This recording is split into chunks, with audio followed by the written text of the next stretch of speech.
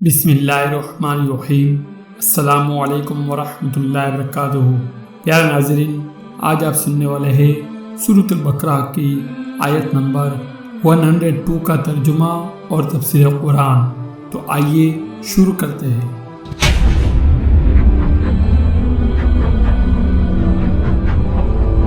واتبعوا ما تتلو الشياطين على ملك سليمان وما كفر سليمان ولكن الشياطين كفروا يعلمون الناس السحر وما أنزل على الملكين ببابل هاروت وماروت وما يعلمان من أحد حتى يقولا إنما نحن فتنة فلا تكفر فيتعلمون منهما ما يفرقون به بين المرء وزوجه وما هم بضارين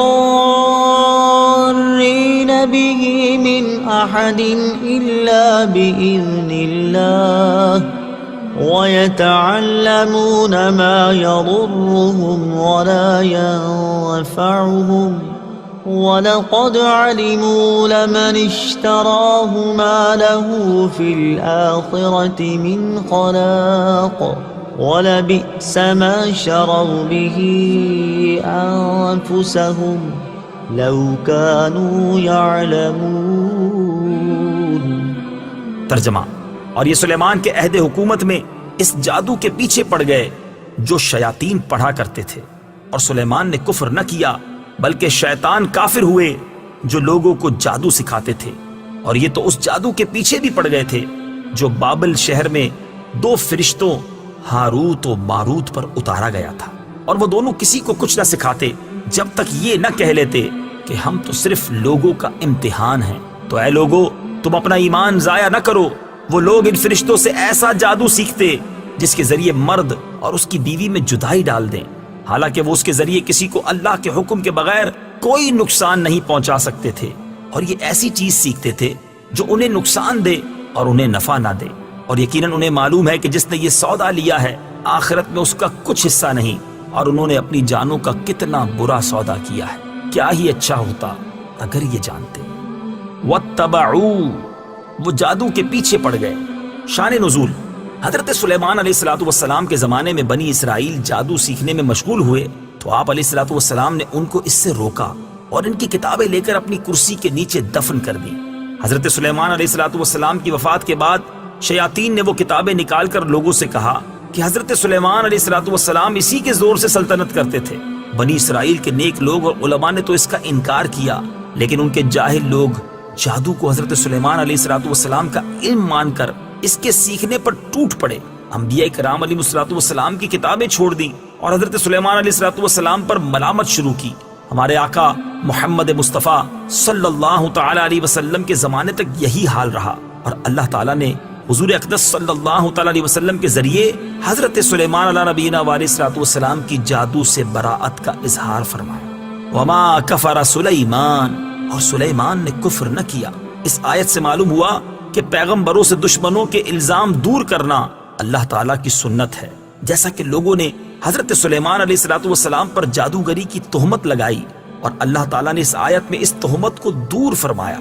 نیز یہ بھی معلوم ہوا کہ جادو کرنا کبھی کفر بھی ہوتا ہے جبکہ اس میں کفری الفاظ ہوں۔ ہاروت و ماروت، ہاروت اور ماروت۔ تفسیر صراط الجنان میں ہے ہاروت ماروت دو فرشتے ہیں جنہیں بنی اسرائیل کی آزمائش کے لیے اللہ تعالیٰ نے بھیجا تھا۔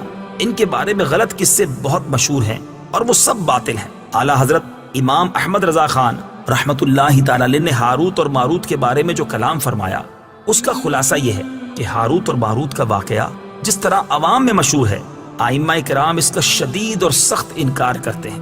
اس کی تفصیل شفا شریف اور اس کی شروحات میں موجود ہے، یہاں تک کہ امام اجل قاضی ایاز رحمت اللہ تعالی علیہ نے فرمایا ہاروت اور ماروت کے بارے میں یہ خبریں یہودیوں کی کتابوں اور ان کی گھڑی ہوئی باتوں میں سے ہے، اور راجے یہی ہے کہ ہاروت اور ماروت دو فرشتے ہیں جنہیں اللہ تعالیٰ نے مخلوق کی آزمائش کے لیے مقرر فرمایا کہ جو جادو سیکھنا چاہے اسے نصیحت کریں کہ انما نحن فتنۃ فلا تکفر، ہم تو آزمائش ہی کے لیے مقرر ہوئے ہیں تو کفر نہ کر، اور جو ان کی بات نہ مانے وہ اپنے پاؤں پہ چل کے خود جہنم میں جائے۔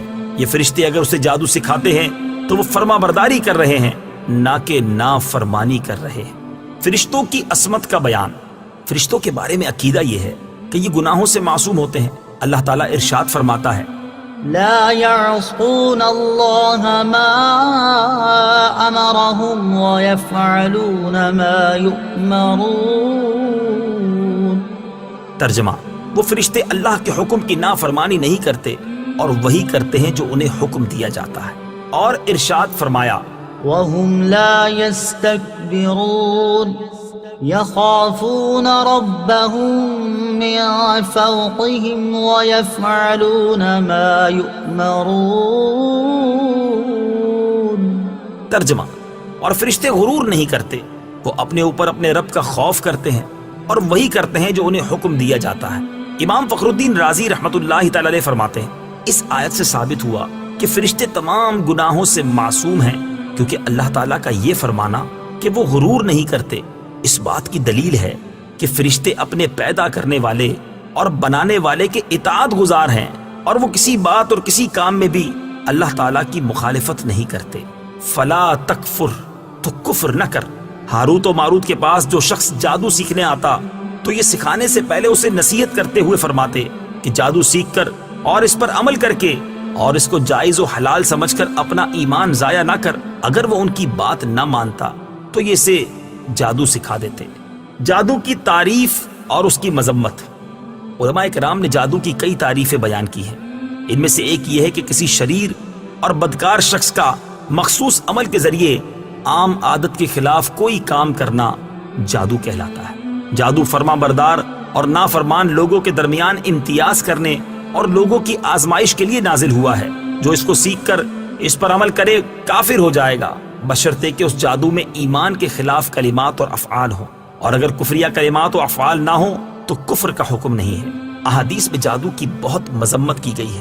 چنانچہ حضرت عثمان بن ابی عاص رضی اللہ تعالی عنہ فرماتے ہیں میں نے حضور پر نور صلی اللہ تعالی علیہ وآلہ وسلم کو ارشاد فرماتے سنا، اللہ تعالیٰ کے نبی حضرت داؤد علیہ السلام رات کی ایک گھڑی اپنے گھر والوں کو بیدار کرتے اور ارشاد فرماتے اے آل داؤد اٹھو اور نماز پڑھو، کیونکہ اس گھڑی اللہ تعالیٰ جادوگر اور ناحق ٹیکس لینے والے کے علاوہ ہر ایک کی دعا قبول فرماتا ہے۔ حضرت ابو موسیٰ اشعری رضی اللہ تعالیٰ عنہ سے روایت ہے حضور اقدس صلی اللہ تعالیٰ علیہ وسلم نے ارشاد فرمایا شراب کا عادی، جادو پر یقین رکھنے والا اور قطع رحمی کرنے والا جنت میں داخل نہ ہوگا۔ جادو سے متعلق مزید تفصیل جاننے کے لیے کتاب جہنم میں لے جانے والے اعمال کی دوسری جلد کا مطالعہ فرمائیں۔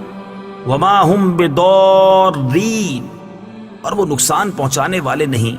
اس آیت سے چند مسائل معلوم ہوئے۔